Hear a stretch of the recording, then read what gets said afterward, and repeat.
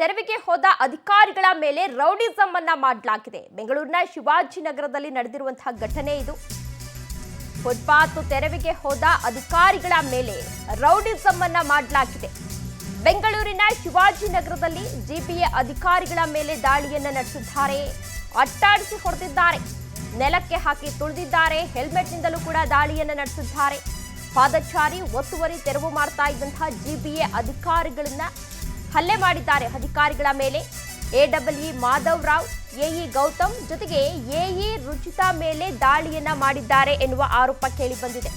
Footpath ತೆರವಿಗೆ ಬಂದಂತಹ ಸಂದರ್ಭದಲ್ಲಿ ಜೆಸಿಪಿ ಡ್ರೈವರ್ಗಳಿಗೂ ಕೂಡ ಸ್ಪ್ರೇ ಎರಚಲು ಯತ್ನಿಸಿದ್ದಾರೆ ಎನ್ನುವ ಮಾಹಿತಿ ಸಿಗ್ತಾ ಇದೆ. ಎಇ ರುಚಿತಾ ಮೇಲೆಯೂ ಕೂಡ ಪೆಪ್ಪರ್ ಸ್ಪ್ರೇಯನ್ನ ಮಾಡಿದ್ದಾರೆ ಕಿರಾತಕರು ಎನ್ನುವ ಆರೋಪ ಕೇಳಿ ಬಂದಿದೆ. ದೃಶ್ಯಾವಳಿಗಳಲ್ಲಿ ನೀವು ಕೂಡ ಇದೀಗ ಗಮನಿಸ್ತಾ ಇರಬಹುದು ಯಾವ ರೀತಿ ಹಲ್ಲೆಯನ್ನ ಮಾಡ್ತಾ ಇದ್ದಾರೆ ಅಂತ ಹೇಳಿ.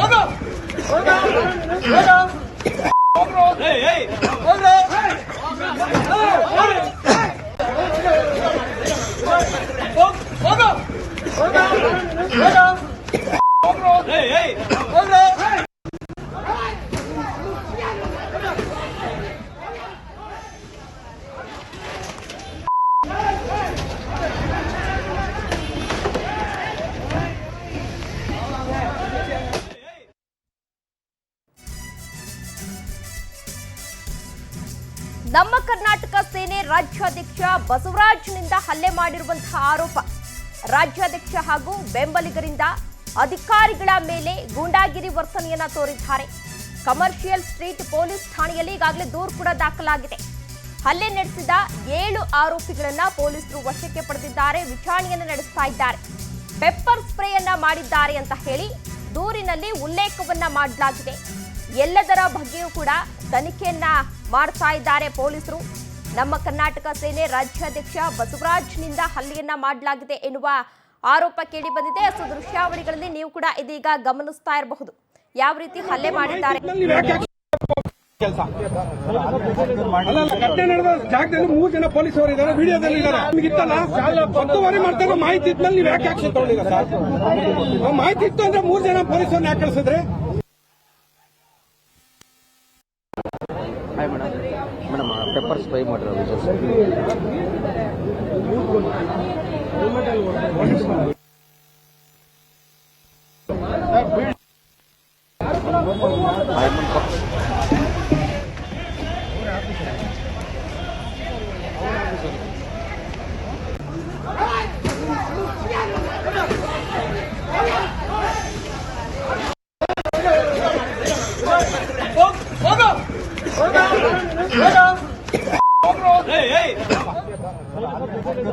ಘಟನೆ ನಡೆದ ಜಾಗದಲ್ಲಿ 3 ಜನ ಪೊಲೀಸರು ಇದ್ದಾರೆ, ವಿಡಿಯೋದಲ್ಲಿ ಇದ್ದಾರೆ.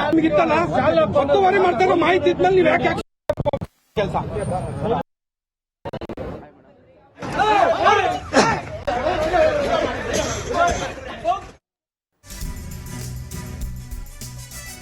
ಅಧಿಕಾರಿಗಳ ಮೇಲೆ ಹಲ್ಲೆ ನಡೆಸಿದವರನ್ನ ಬಂಧಿಸುತ್ತೇವೆ ಅಂತ ಹೇಳಿ ಮಾಧ್ಯಮ ಪ್ರಕಟಣೆ ಹೊರಡಿಸಿದ್ದಾರೆ ಸಚಿವ ಕೃಷ್ಣ ಬೈರೇಗೌಡ. ಜಿಬಿಎ ಅಧಿಕಾರಿಗಳ ಮೇಲಿನ ಹಲ್ಲೆಯನ್ನ ಖಂಡಿಸುತ್ತೇವೆ. ಅಧಿಕಾರಿಗಳ ಮೇಲೆ ಹಲ್ಲೆ ನಡೆಸಿದವರು ಸಮಾಜಘಾತಕರು. ಜಿಬಿಎ ಹಾಗೂ ಪೊಲೀಸರ ಜೊತೆ ನಿರಂತರವಾಗಿ ನಾನು ಸಂಪರ್ಕದಲ್ಲಿದ್ದೇನೆ. ಸಮಾಜಘಾತಕ ಶಕ್ತಿಗಳನ್ನ ಸುಮ್ಮನೆ ಬಿಡೋದಿಲ್ಲ ಅಂತ ಹೇಳಿ ಸಚಿವರು ಕೂಡ ಸಾಕಷ್ಟು ಆಕ್ರೋಶವನ್ನ ವ್ಯಕ್ತಪಡಿಸಿದ್ದಾರೆ. ತಪ್ಪಿತಸ್ಥರು ಯಾರೇ ಆಗಿದ್ರು ಕೂಡ ಅವರ ವಿರುದ್ಧ ನಾವು ಕಠಿಣ ಕ್ರಮವನ್ನ ಕೈಗೊಳ್ಳುತ್ತೇವೆ ಅಂತ ಹೇಳಿ ಮಾಧ್ಯಮ ಪ್ರಕಟಣೆಯನ್ನ ಹೊರಡಿಸಿದ್ದಾರೆ ಸಚಿವ ಕೃಷ್ಣ ಬೈರೇಗೌಡ. ಈಗಾಗಲೇ ಹಲವು ಕಡೆ ಬೆಂಗಳೂರಿನ ಹಲವು ಕಡೆ ಫುಟ್ಪಾತ್ ಒತ್ತುವರಿ ತೆರವು ಕಾರ್ಯಾಚರಣೆಯನ್ನು ನಡೆಸಲಾಗ್ತಾ ಇದೆ. ಈ ಫುಟ್ಪಾತ್ ಅನ್ನ ಆಕ್ರಮಿಸಿಕೊಂಡಿರೋದ್ರಿಂದ ಜನರಿಗೆ ತೊಂದರೆ ಆಗ್ತಿದೆ ಅಂತ ಹೇಳಿ ಸಾಕಷ್ಟು ಆಕ್ರೋಶ ವ್ಯಕ್ತವಾಗಿತ್ತು. ಶಿವಾಜಿನಗರದಲ್ಲಿ ನಡೆದಿರುವಂತಹ ಘಟನೆ ಬಗ್ಗೆ ಕೃಷ್ಣ ಬೈರೇಗೌಡರು ರಿಯಾಕ್ಟ್ ಮಾಡಿದ್ದಾರೆ. ಕಮಿಷನರ್ಗೂ ಅವರು ನೇತೃತ್ವದಲ್ಲಿ ಈ ರೀತಿ ಅಸಾಲ್ಟ್ ಅನ್ನ ಮಾಡಿದ್ದಾರೆ, ನಮ್ಮ ಗಂಭೀರ ಹಲ್ಲೆಯನ್ನ ಮಾಡಿದ್ದಾರೆ. ಈಗ ಆಲ್ರೆಡಿ 10 ಜನವನ್ನ ಪೊಲೀಸರು ಯಾರು ಈ ಹಲ್ಲೆಯಲ್ಲಿ ಭಾಗಿಯಾಗಿದ್ರು 10 ಜನಗಳನ್ನ ಕರ್ಕೊಂಡು ಬಂದಿದ್ದಾರೆ. ಬಸವರಾಜ್ ಅನ್ನೋರು ಇನ್ನೂ ಸಿಕ್ಕಿಲ್ಲ. ಈಗ ತಕ್ಷಣ ಅವರನ್ನು ಕೂಡ ಅರೆಸ್ಟ್ ಮಾಡಬೇಕು ಅಂತ ನಾನು ಪೊಲೀಸವ್ರಿಗೆ ಮಾತಾಡಿದ್ದೇನೆ. ಪೊಲೀಸ್ ಕಮಿಷನರ್ಗೂ ಮಾತಾಡಿದ್ದೇನೆ, DCPಗೆ ಮಾತಾಡಿದ್ದೇನೆ, ನಮ್ಮ ಸಿಬ್ಬಂದಿಯವರೆಗೂ ಮಾತಾಡಿದ್ದೇನೆ. ನಮ್ಮ ಕಮಿಷನರು ಕೂಡ ಪೊಲೀಸ್ ಸ್ಟೇಷನ್ ಅಲ್ಲೇ ಹಾಲಿ ಇದ್ದಾರೆ. ಸೊ ಆ ಬಸವರಾಜ್ ಅನ್ನೋರ್ನು ಕೂಡಲೇ ಅರೆಸ್ಟ್ ಮಾಡಬೇಕು ಅಂತ ಸೂಚನೆ ಕೊಟ್ಟಿದ್ದೇನೆ ಮತ್ತು ಅವ್ರ ಮೇಲೆ ಗೂಂಡಾ ಕೇಸನ್ನು ಹಾಕಬೇಕು ಅಂತಾನು ನಾನು ಸೂಚನೆ ಕೊಟ್ಟಿದ್ದೇನೆ. ಹಾಗೂ ಬೇರೆ ಯಾರ್ಯಾರು ಈ ಪೆಪ್ಪರ್ ಸ್ಪ್ರೇ ಮಾಡಿದ್ದಾರೆ ಮತ್ತು ಬೇರೆ ಸಾಮಗ್ರಿಗಳನ್ನ ತಗೊಂಡು ನಮ್ಮ ಸಿಬ್ಬಂದಿಯನ್ನ ಹೊಡೆದಿದ್ದಾರೆ ಅವರೆಲ್ಲರ ಮೇಲೆ 307 ಸೆಕ್ಷನ್ ಅನ್ನೇ ಹಾಕ್ಬೇಕು ಅಂತಾನು ನಾನು ಪೊಲೀಸ್ ಅವರಿಗೆ ತಾಕೀತು ಮಾಡಿದ್ದೇನೆ. ಯಾಕಂದ್ರೆ ಅವರು ಗಂಭೀರ ಹಲ್ಲೆಯನ್ನೇ ಮಾಡಿದ್ದಾರೆ. ಹಾಗಾಗಿ ಇದರಲ್ಲಿ 307 ಸೆಕ್ಷನ್ ಅನ್ನೇ ಹಾಕಿ ಅವ್ರ ಮೇಲೆ ಕೇಸನ್ನ ದಾಖಲು ಮಾಡಬೇಕು ಅಂತ ಸೂಚನೆ ಕೊಟ್ಟಿದ್ದೇನೆ. ಯಾರಾದ್ರೂ ತೊಂದರೆ ಆದ್ರೆ ಅವರು ಬರಬೇಕು ಅಧಿಕಾರಿಗಳ ಹತ್ರ ಅಥವಾ ನಮ್ಮ ಹತ್ರ ಮಾತಾಡಬೇಕು, ತೊಂದರೆಗೆ ಪರಿಹಾರ ತಗೊಳ್ಬೇಕು. ಅದನ್ನ ಬಿಟ್ಟು ಸಾರ್ವಜನಿಕ ಕೆಲಸ ಮಾಡ್ತಾ ಇರುವ ಸರ್ಕಾರಿ ಅಧಿಕಾರಿ ಇವತ್ತಿನ ದಿನ ನಮ್ಮ ಕಮರ್ಷಿಯಲ್ ಸ್ಟ್ರೀಟ್ ಪೊಲೀಸ್ ಠಾಣಾ ವ್ಯಾಪ್ತಿಯಲ್ಲಿ BMTC ಬಸ್ ಸ್ಟಾಪ್ ಇದೆ. ಅಲ್ಲಿ ಇರ್ತಕ್ಕಂಥ ಫುಟ್ಪಾತ್ ನಲ್ಲಿ ಇರ್ತಕ್ಕಂಥ ಏನು ಅಕ್ರಮವಾಗಿ ಫುಟ್ಪಾತ್ ಅನ್ನು ಎನ್ಕ್ರೋಚ್ ಮಾಡಿದ್ದಾರೆ ಅದನ್ನು ತೆರವುಗೊಳಿಸಲಿಕ್ಕೋಸ್ಕರ GB ಆಫೀಷಿಯಲ್ಸ್ ವಿತ್ ಸ್ಟಾಫ್ ಅವರು ಅಲ್ಲಿ ಹೋಗಿ ತೆರವುಗೊಳಿಸಬೇಕಾದ್ರೆ ಅಲ್ಲಿ ಒಂದು ಇಬ್ರು ಹೊರಗಡೆಯಿಂದ ಬಂದು ಮತ್ತೆ ಅಲ್ಲಿರ್ತಕ್ಕಂಥ ಕೆಲವೊಬ್ರು ಜನ ಸೇರಿ ಅವ್ರಿಗೆ ಕೆಲಸಕ್ಕೆ ಅಬ್ಸ್ಟ್ರಕ್ಷನ್ ಮಾಡಿ ಅವ್ರಿಗೆ ಬೈದು ಅವ್ರಿಗೆ ಅಸಾಲ್ಟ್ ಮಾಡಿದ್ದಾರೆ ಅಂತಕ್ಕಂಥದ್ದು ಕಂಪ್ಲೇಂಟ್ ಅನ್ನ ನಾವು ಇಲ್ಲಿ ಸ್ವೀಕರಿಸಿದ್ದೀವಿ. ಕಂಪ್ಲೇಂಟ್ ಅನ್ನ ನಮ್ಮಲ್ಲಿ ಮಾಧವರಾವ್ ಅಂತೇಳಿ AAA ಅವರು ಕೊಟ್ಟಿದ್ದಾರೆ GB ಆಫೀಷಿಯಲ್.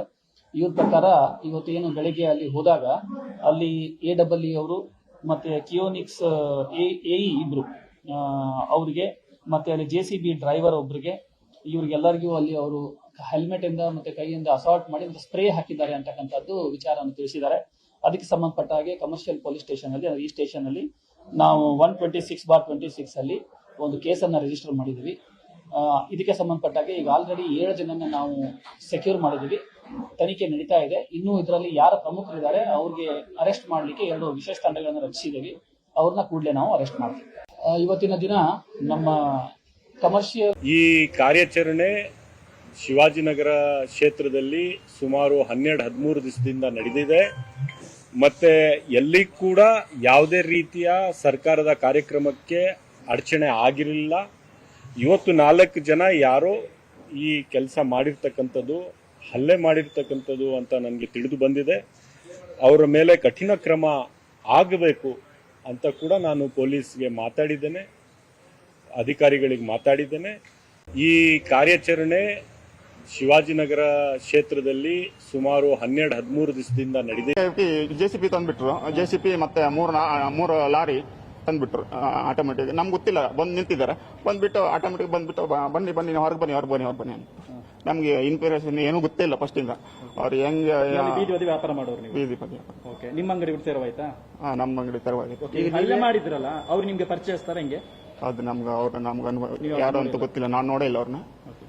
ನಾವು ನಮ್ಮ ಕಡೆ ನಾವು ಈ ಕಡೆ ಬಂದ್ಬಿಟ್ಟಿವಿ. ಐಟಮ್ ಒಬ್ರು AAA ಕೊಡ್ತಿದ್ದಾರೆ, ಒಬ್ರು P1 ಕೊಡ್ತಿದ್ದಾರೆ, ಒಬ್ರು JCB ಡ್ರೈವರ್ ಕೊಡ್ತಿದ್ದಾರೆ. ಪೆಪ್ಪರ್ ಸ್ಪ್ರೇ ಅಂತ ಏನೋ ಲಿಕ್ವಿಡ್ ಅಲ್ಲಿ ಹಾಕಿದಾರಂತೆ. ಅದು ಎಲ್ಲ ಮಹಿಳಾ ಅಧಿಕಾರಿ ನೌಕರಿಗೆಲ್ಲ ಹೊಡೆದಿದ್ದಾರೆ. ಹಾಗಾಗಿ ಅವ್ರನ್ನ ಕೂಡಲೇ ಬಂಧಿಸಬೇಕು. ಏಕಾಏಕಿಯಾಗಿ ಹೊಡೆದಿರೋದು ಅಥವಾ ಹೇಗೆ? ಇಲ್ಲ, ಏಕಾಕಿ ಹೊಡೆದಿರೋ ಸರ್. ವಿಡಿಯೋದಲ್ಲೆಲ್ಲ ಒಬ್ರು AAA ಕೊಡ್ತಿದ್ದಾರೆ, ಒಬ್ರು P1 ಕೊಡ್ತಿದ್ದಾರೆ, ಒಬ್ರು JCB ಡ್ರೈವರ್ ಕೊಡ್ತಿದ್ದಾರೆ. ಪೆಪ್ಪರ್ ಸ್ಪ್ರೇ ಅಂತ ಏನೋ ಲಿಕ್ವಿಡ್ ಅಲ್ಲಿ ಹಾಕಿದಾರಂತೆ. ಅದು ಎಲ್ಲ ಮಹಿಳಾ ಅಧಿಕಾರಿ ನೌಕರಿಗೆಲ್ಲ ಹೊಡೆದಿದ್ದಾರೆ. ಹಾಗಾಗಿ ಅವ್ರನ್ನ ಕೂಡಲೇ ಬಂಧಿಸಬೇಕು. ವಿಚಾರಕ್ಕೆ ಸಂಬಂಧಪಟ್ಟಂತೆ ಹೆಚ್ಚಿನ ಡೀಟೇಲ್ಸ್ ಅನ್ನು ನೀಡಲಿದ್ದಾರೆ ನಮ್ಮ ಪ್ರತಿನಿಧಿ ಶಶಿ. ನೇರ ಸಂಪರ್ಕದಲ್ಲಿ ಜಾಯ್ನ್ ಆಗ್ತಾ ಇದ್ದಾರೆ. ಶಶಿ, ಅಧಿಕಾರಿಗಳ ಮೇಲೆಯೇ ಈ ರೀತಿ ಹಲ್ಲೆಯನ್ನ ಮಾಡ್ತಾರೆ ಅಂದ್ರೆ ಜನಸಾಮಾನ್ಯರ ಗತಿ ಏನು? ದೂರು ದಾಖಲಾಗಿದ್ಯಾ? ಎಷ್ಟು ಜನನ ವಶಕ್ಕೆ ಪಡೆದಿದ್ದಾರೆ? ಕಂಪ್ಲೀಟ್ ಡೀಟೇಲ್ಸ್ ನೀಡೋದಾದ್ರೆ. ತೇಜಸ್ವಿನಿ, GBA ಅಧಿಕಾರಿಗಳ ಮೇಲೆ ಹಲ್ಲೆಗೆ ಸಂಬಂಧಪಟ್ಟಂತೆ ಇಲ್ಲಿವರೆಗೂ ಕೂಡ 10 ಜನರನ್ನ ವಶಕ್ಕೆ ಪಡೆಯಲಾಗಿದೆ. ಅಲ್ಲಿ ನಡೆದಂತ ಘಟನೆಯಲ್ಲಿ ವಿಡಿಯೋದಲ್ಲಿ ಅದೇ ರೀತಿಯಲ್ಲೂ ಕೂಡ ಕೆಲವೊಂದಷ್ಟು ಮೊಬೈಲ್ ನಲ್ಲಿ ಕೂಡ ಚಿತ್ರೀಕರಣ ಮಾಡ್ಕೊಂಡಿದ್ರು. GBA ಅಧಿಕಾರಿಗಳು ಕೂಡ ಮಾಡ್ಕೊಂಡಿದ್ರು. ಅದೇ ರೀತಿ ಕೂಡ ಆ ಸ್ಥಳದಲ್ಲಿದ್ದಂತವರು ಮತ್ತೆ ಅಲ್ಲಿದ್ದಂತ CC ಕ್ಯಾಮೆರಾ ಇಷ್ಟನ್ನು ಕೂಡ ಪರಿಗಣಿಸಿ 10 ಜನರ ವಶಕ್ಕೆ ಪಡೆದಿದ್ದಾರೆ. ಆ 10 ಜನರಲ್ಲಿ 4 ಜನ ಕನ್ನಡ ಪರ ಸಂಘಟನೆಯವರು, ಅದೇ ಇನ್ನು ಉಳಿದಂತ 6 ಜನ ಬೀದಿ ಬದಿ ವ್ಯಾಪಾರಿಗಳು ಅಂತ ಸದ್ಯಕ್ಕೆ ಗೊತ್ತಾಗಿದೆ.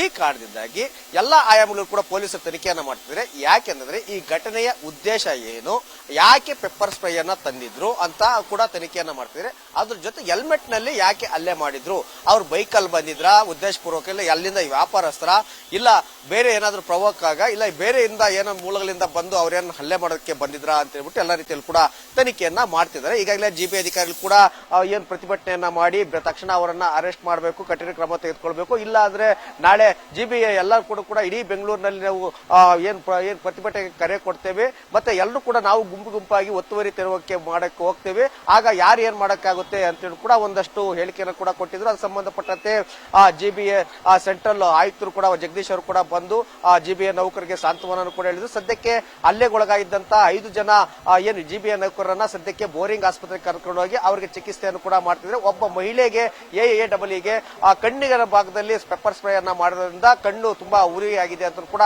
ಕೊಂಡು ಬರ್ತದೆ. ಮತ್ತೆ ಹೆಲ್ಮೆಟ್ ನಿಂದ ಹಲ್ಲೆ ಮಾಡಿದಾಗ ಮಾಧವರಾವ್ಗೆ ಕೂಡ ಸಾಕಷ್ಟು ಪ್ರಮಾಣದಲ್ಲಿ ಹಲ್ಲೆ ಆಗಿದೆ, ಸ್ವಲ್ಪ ರಕ್ತಸ್ರಾವ ಆಗಿದೆ ಅನ್ನೋ ಮಾಹಿತಿ ಕೂಡ ಸದ್ಯಕ್ಕೆ ಕಂಡು ಬರ್ತಿದೆ.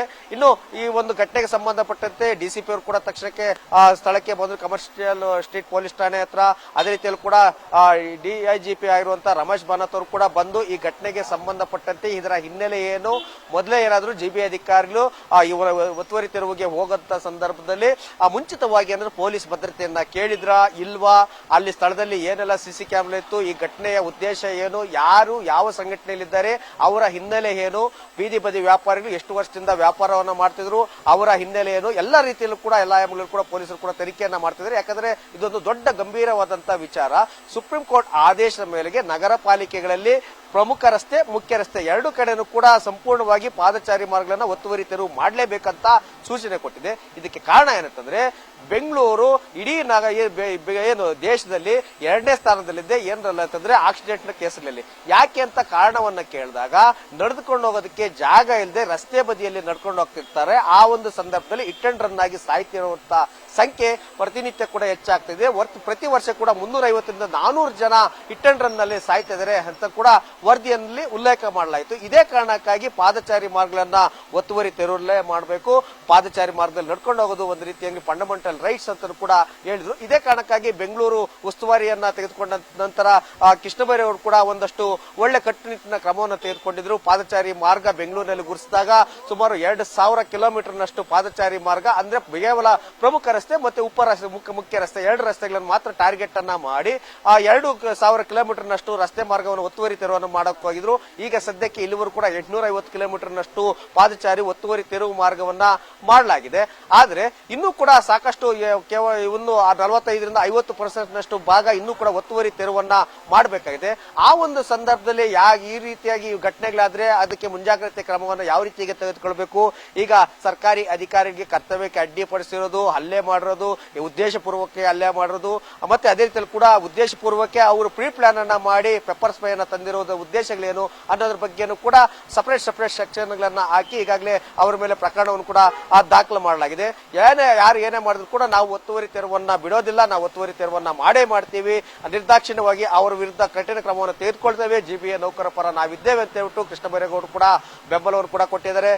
DIGP ಅವರು ಕೂಡ ಬಂದು ಮಾಹಿತಿಯನ್ನು ಕೂಡ ಕಲೆ ಹಾಕಿದ್ರು. ನೌಕರು ಕೂಡ ಸಂಘಟನೆಯವರು ಕೂಡ ಬಂದಿದ್ರು.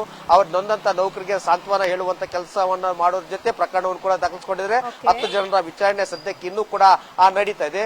ಈ ಒಂದು ಸಂಬಂಧಪಟ್ಟಂತೆ ಇನ್ನೂ ಕೂಡ ಯಾವುದೇ ಕಾರಣಕ್ಕೂ ನಾವು ಪಾದಚಾರಿ ಒತ್ತುವರಿ ತೆರವು ಮಾರ್ಗವನ್ನ ನಾವು ಬಿಡೋದಿಲ್ಲ, ಒತ್ತುವರಿ ತೆರವನ್ನ ನಾಳೆಯಿಂದ ಮಾಡ್ತೇವೆ, ಅದಕ್ಕೆ ಬೇಕಾದಂತಹ ಬಿಗಿ ಪೊಲೀಸ್ ಬಂದೋಬಸ್ತನ್ನು ಕೂಡ ನಾವು ಒದಗಿಸ್ತೇವೆ ಅಂತ ಹೇಳಿ ಕೂಡ DIGP ಅವರ ರಮೇಶ್ ಬಾನತ್ ಅವರು ಕೂಡ ಸೂಚನೆ ಕೂಡ ಕೊಟ್ಟಿದ್ದಾರೆ. ಹೀಗಾಗಿ ನಾಳೆಯಿಂದ ಕೂಡ ಏನು ಒತ್ತುವರಿ ತೆರವನ್ನ ಮಾಡೋದಕ್ಕೆ ಜಿಬಿ ಅವರು ಮುಂದಾಗಿದ್ದಾರೆ. ಇನ್ನು ಪೊಲೀಸರು ಕೂಡ ಎಲ್ಲ ಕೂಡ ತನಿಖೆಯನ್ನ ಮಾಡ್ತಾರೆ. ಇನ್ನು ನಾಳೆಲ್ಲ ಈ ಒಂದು ಘಟನೆಗೆ ಸಂಬಂಧಪಟ್ಟಂತೆ ಏನು ಇದರ ಉದ್ದೇಶ ಅನ್ನೋದು ಹೊರಗಡೆ ಬರಬೇಕಾಗಿದೆ. ತೇಜಸ್ವಿ, ಓಕೆ, ಧನ್ಯವಾದ ಶಶಿಧರ್ ತಮ್ಮೆಲ್ಲ ಡೀಟೇಲ್ಸ್ಗಾಗಿ. ಶಿವಾಜಿನಗರದಲ್ಲಿ ಮತ್ತೆ ಜಿಬಿಎ ತೆರವು ಕಾರ್ಯಾಚರಣೆ ಶುರುವಾಗಿದೆ, ಅಂದ್ರೆ ಮುಂದುವರೆದಿದೆ. ಫುಟ್ಪಾತ್ ಒತ್ತುವರಿ ತೆರವು ಕಾರ್ಯಾಚರಣೆಗಾಗಲೇ ಪ್ರಾರಂಭ ಆಗಿದೆ. ಅಧಿಕಾರಿಗಳ ಮೇಲೆ ಹಲ್ಲೆ ಬಳಿಕ ಪ್ರತಿಭಟನೆಯನ್ನ ನಡೆಸಿ ಆಕ್ರೋಶವನ್ನ ವ್ಯಕ್ತಪಡಿಸ್ತಾ ಇದ್ದಾರೆ. ಪೊಲೀಸ್ ಠಾಣೆ ಬಳಿ ಜಮಾಯಿಸಿ ಆಕ್ರೋಶವನ್ನ ಹೊರಹಾಕಿದ್ದಾರೆ ಆಫೀಸರ್ಸ್. ಕಮರ್ಷಿಯಲ್ ಸ್ಟ್ರೀಟ್ ಪೊಲೀಸ್ ಠಾಣೆ ಬಳಿ ಪ್ರತಿಭಟನೆಯನ್ನ ನಡೆಸ್ತಾ ಇದ್ದಾರೆ. ಇದೀಗ ಮತ್ತೆ ಶಿವಾಜಿನಗರದಲ್ಲಿ ತೆರವು ಕಾರ್ಯಾಚರಣೆ ಮುಂದುವರೆದಿದೆ, ಶುರುವಾಗಿದೆ. ಅಲ್ಲಿನ ಆಫೀಸರ್ಸ್ ಏನಿದ್ರು ಅವರು ಕೂಡ ಸಾಕಷ್ಟು ಆಕ್ರೋಶವನ್ನ ವ್ಯಕ್ತಪಡಿಸ್ತಾ ಇದ್ದಾರೆ. ಸರ್ಕಾರಿ ಅಧಿಕಾರಿಗಳಿಗೆ ಒಂದು ರೀತಿಯ ರಕ್ಷಣೆ ಇಲ್ಲ ಅಂತ ಹೇಳಿದ್ರೆ ಸಾಮಾನ್ಯ ಜನರ ಗತಿ ಏನು? ಆದಷ್ಟು ಬೇಗ ಇದರಲ್ಲಿ ಯಾರೆಲ್ಲ ಭಾಗಿಯಾಗಿದ್ದಾರೆ ಅವರಿಗೆ ಕಠಿಣ ಶಿಕ್ಷೆಯನ್ನ ನೀಡಬೇಕು ಅಂತ ಹೇಳಿ ಅಲ್ಲಿನ ಆಫೀಸರ್ಸ್ಗಳು ಒತ್ತಾಯವನ್ನ ಮಾಡ್ತಾ ಇದ್ದಾರೆ, ಪ್ರತಿಭಟನೆಯನ್ನ ಕೂಡ ನಡೆಸ್ತಾ ಇದ್ದಾರೆ. ಈ ಘಟನೆಯನ್ನ ನೋಡಿದ್ರೆ ನಮಗೆ ಇಲ್ಲಿ ಸಾಕಷ್ಟು ಅನುಮಾನಗಳು ಕೂಡ ಮೂಡ್ತಾ ಇದೆ. ಈ ಶಿವಾಜಿನಗರ ಏನಾದ್ರೂ ಬೇರೆ ಕಡೆಯ ಇದೆಯಾ ಅಥವಾ ಕರ್ನಾಟಕದಲ್ಲೇ ಇದೆಯಾ ಅನ್ನುವ ಪ್ರಶ್ನೆಯೂ ಕೂಡ ಮೂಡ್ತಾ ಇದೆ. ದೃಶ್ಯಾವಳಿಗಳಲ್ಲಿ ನೀವು ಕೂಡ ಗಮನಿಸ್ತಾ ಇರಬಹುದು ಯಾವ ರೀತಿ ಹಲ್ಲೆಯನ್ನ ಮಾಡಿದ್ರು ಅಂತ ಹೇಳಿ. ಅಧಿಕಾರಿಗಳು ಒಂದು ಮನುಷ್ಯತ್ವ ಇಲ್ವಾ, ಮಾನವೀಯತೆ ಇಲ್ವಾ, ಅಧಿಕಾರಿಗಳಂದ್ರೆ ಭಯ ಇಲ್ವಾ ಅನ್ನುವ ಪ್ರಶ್ನೆ ಕೂಡ ಮೂಡ್ತಾ ಇದೆ. ಕಾನೂನು ಸುವ್ಯವಸ್ಥೆ ಎತ್ತ ಸಾಗ್ತಾ ಇದೆ ಅನ್ನೋ ಪ್ರಶ್ನೆ ಕೂಡ ಮೂಡ್ತಾ ಇದೆ. ಸಾಕಷ್ಟು ಆಕ್ರೋಶಗಳು ಮೂಡ್ತಾ ಇದೆ.